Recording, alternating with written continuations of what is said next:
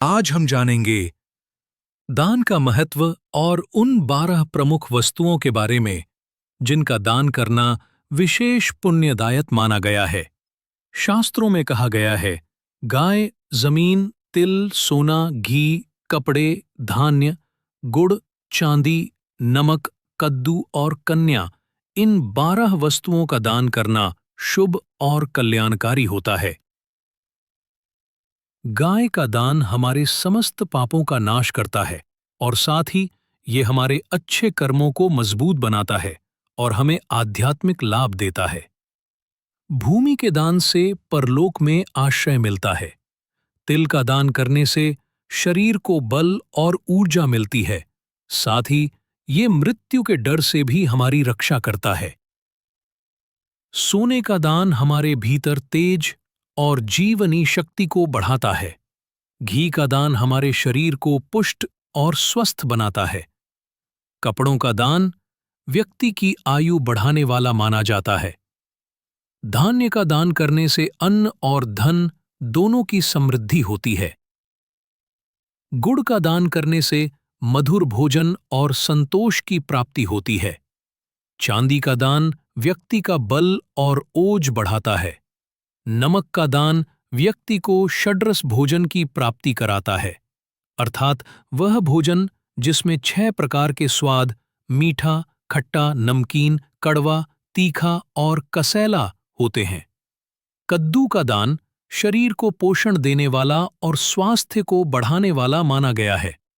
कन्या का दान अर्थात विवाह के समय कन्या का योग्य वर को समर्पण करना, इसे शास्त्रों में सबसे श्रेष्ठ और आजीवन पुण्य देने वाला दान माना गया है।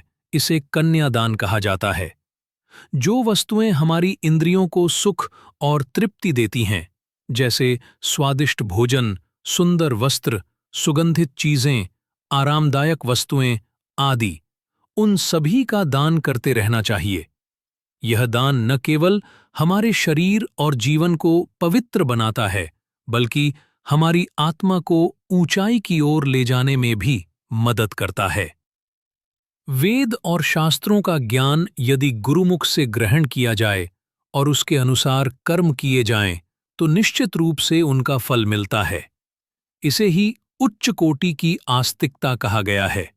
जो आस्तिकता केवल भाई बंधुओं या राजा के डर से उत्पन्न हो, वह निम्न स्तर की मानी जाती है।